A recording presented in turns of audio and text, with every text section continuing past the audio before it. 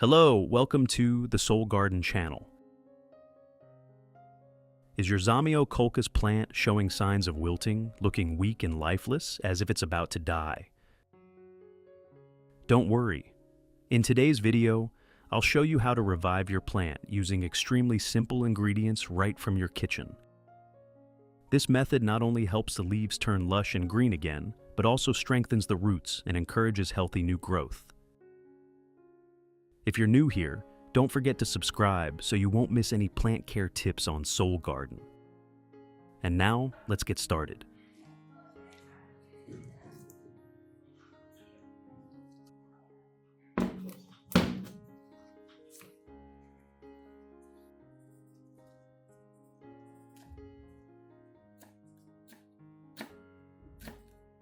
In addition to the English voice, we have now created dubbed voices in French, German, Italian, Spanish, Portuguese, Japanese, Hindi, and Indonesian to help you understand the content more easily.